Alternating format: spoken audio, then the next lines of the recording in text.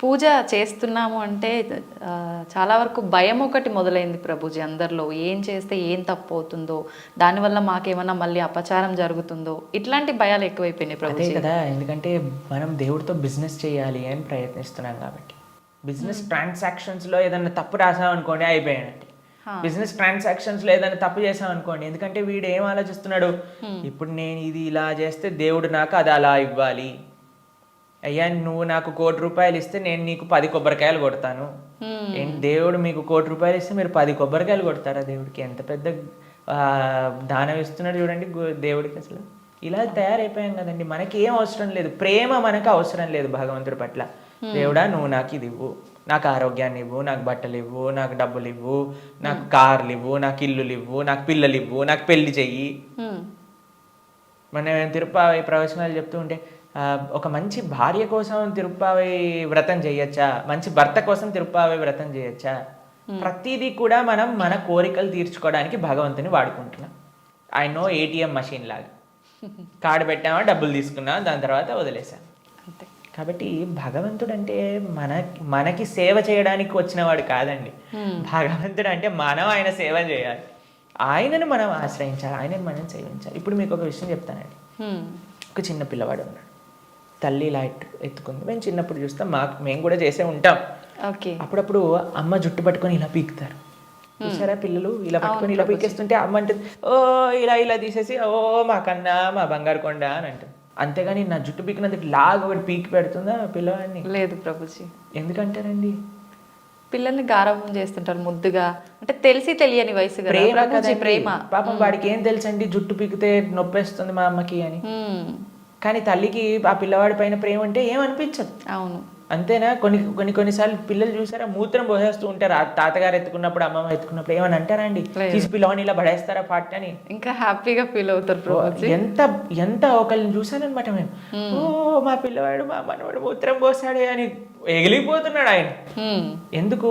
ప్రేమ ఉంది కాబట్టి భగవంతుడు ప్రేమైకమూర్తి. అందుకే కృష్ణుడి గురించి ఏమన్నా మనం ప్రేమ స్వరూపం. ఆయనని మాత్రం మనకి తెలియగా అయ్యా నా భక్తిమాన్, నాకు భక్తి లేదండి, నాకు మంత్రాలు తెలియదు, నాకు నీ పైన అంత ప్రేమ లేదు స్వామి, నాకు తెలిసింది మా గురువులు చెప్పిన విధంగా నీకు పూజ చేస్తున్నా, నువ్వే అన్నిటినీ కాపాడుకో, నువ్వే ఇది ఆరాధన పూర్తి చెయ్యి అని ప్రేమతో చేస్తే స్వామి ఎందుకు అలా చేయడండి? ఎలా చేసినా సరే స్వామి స్వీకరిస్తా. ప్రేమ ఉండాలంతే. కానీ మనకి ప్రేమ అవసరం లేదు, భగవంతుడు అవసరం లేదు. అయ్యా నువ్వు నాకు ఈ కోరిక తీర్చేసే, ఇదే నాకు నీతో ఉండే సంబంధం, ఇంతే. కాబట్టి ఆధ్యాత్మికవేత్తలు కూడా చేసే అన్నిటికంటే పెద్ద పొరపాటు ఏంటంటే భగవంతుణ్ణి కేవలం భౌతిక కోరికల కోసం ఆశ్రయించాలి అని చెప్పటం అన్నిటికంటే పెద్ద అపరాధం. కాబట్టి ఎప్పుడూ అలా చేయకూడదు. స్వామిని ప్రేమతో ఒక తండ్రిలా, ఒక పిల్లవాడిలా, లేదా ఒక స్వామిలా మనం ఆరాధన చేయాలి. కాబట్టి దాంట్లో ఎప్పుడు తప్పు ఉండదండి. ప్రభుజీ, సాధారణ భక్తులు ఆ రకంగా కృష్ణ భగవాను పూజించిన సేవ చేసుకున్నా కూడా వస్తాడా ప్రభుజీ భగవానుడు? ప్రేమతో పిలిస్తే వస్తారు, ఎవరు పిలిచినా వస్తారు. ఎవ్వరు పిలిచినా ఆయన వస్తారు. వ్యాధశ్చాచరణం ధ్రువస్య వయః విద్యా గజేంద్రస్య కా కుబ్జాయాం కిము నామ రూపమధికం కిం తత్సుధామోదనం వంశక్కో విదురస్య యాదవపతేరుగ్రస్య కిం పౌరుషం భక్త్యా టుష్టతి నహి గుణైర్భక్తి ప్రియో మాధవ. ఒక 5 ఏళ్ల పిల్లవాడు ధ్రువుడు పిలిచాడు, రాలేదా అండి భగవంతుడు? ఒక ఏనుగు పిలిచింది, గజేంద్రుడు వచ్చాడా లేదా? ఒక కుబ్జ అనే ఒక కురూపి స్త్రీ పిలిచింది, స్వామి కృపనిచ్చేశాడు కదా. ఉగ్రసేన మహారాజు, సుధామ ఆయన పాపం డబ్బులే లేవు. కృష్ణుడు ఏ కులాన్ని చూసో, లేదా జ్ఞానాన్ని చూసో, లేదా డబ్బుల్ని చూసో, అందాన్ని చూసో, వయస్సుని చూసో, యోగ్యతని చూసో రాడండి. భక్త్యా టుష్టతి నహి గుణైర్భక్తి ప్రియో మాధవ. కృష్ణుడున్నాడు, స్వామి పలుకుతాడు అనే నమ్మకంతో ఎవరైతే పిలుస్తారో, ఇప్పుడు ఎవరైనా ఆ శ్రీ భగవంతుడి యొక్క విగ్రహాన్ని చూసి ఇది బొమ్మ అనుకుంటే బొమ్మలానే ఉంటాడండి. ఇది మట్టితో చేశారా అంటే మట్టే ఉంటాడు. స్వామి ఉన్నాడు అని నమ్మితే ఎక్కడైనా భగవంతుడు ఉంటాడు.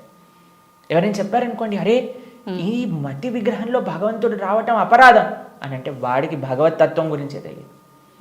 మీకు ప్రేమ ఉందనుకోండి, ఎక్కడ పిలిచినా ఒక వ్యక్తి వస్తారు. అవునా కాదా చెప్పండి? అవును ప్రభుజీ. మేము ఒక ప్రోగ్రామ్కి వెళ్ళామండి. అయితే వాళ్ళు అన్నారు, ప్రభుజీ మా ఈ చిన్న ప్రోగ్రామ్కి వస్తారని మేము అనుకోలేదు ప్రభుజీ, కానీ పిలవంగానే మీరు వచ్చారు. ఒక చిన్న వ్యక్తినండి, ఒక ఇన్సిగ్నిఫికెంట్ పర్సెంట్ లైక్ మీ ఒక దగ్గరికి వెళ్తే వాళ్ళు ఎంత ఆనందపడ్డారు. అరే మా ప్రదేశానికి కూడా వస్తారా, మా ఇంటికి వస్తారా ప్రభుజీ అని ఆనందపడ్డారు. అదే ప్రేమతో పిలిస్తే భగవంతుడు రాడు ఈ వస్తువులోకి అని చెప్తే అసలు భగవంతుడు ప్రేమ ఉన్నట్టేనా? అసలు ఆయనకు భగవంతుడి గురించి తెలిసినట్టేనా? లేదు. కాబట్టి ఎవరైతే విగ్రహారాధన దూషిస్తారో most unfortunate and most ignorant people in the entire creation. మా స్వామికి మనం అంటే ప్రేమ, మనందరం అంటే ప్రేమ, కాబట్టి మనం ఎక్కడికి పిలిచినా ఆయన వస్తారు. కాబట్టి ఆ ప్రేమ ఎవరు పిలుస్తారు అని కాదండి, ఎవ్వరు పిలిచినా సరే ప్రేమతో నమ్మకంతో కృష్ణుడు ఉన్నాడు. ద్రౌపదీదేవి పిలిచినప్పుడు రాలేదా అండి? ఏమైనా చూసుకున్నాడు ఆయన? యోగ్యతలు ఏం చూసుకోలేదే. ఎవ్వరు పిలిచినా ఆయన వస్తారు అన్నమాట. ఆయన రెడీగా ఉంటారు. ఆయన ఇలా ఉంటాడు, రెడీ టు జంప్ అన్నట్టుగా. ఎవరు పిలుస్తారు, ఎవరి దగ్గరికి వెళ్ళాలి అని. కానీ మనం ఏం చేస్తామండి, మన సంరక్షణ మనం చూస్తాం. అయ్యా నేను ఎలా నన్ను కాపాడుకోవాలి అని చూసుకుంటాం. కాబట్టి ఆయన హ్యాపీగా అక్కడ ఉంటారు. అయ్యా నాదేం బాధ్యత కాదు స్వామి, నీదే తండ్రి అని మనం చేతులు ఎత్తేసాం అనుకోండి, ఆయన మనల్ని కాపాడు. ఓకే.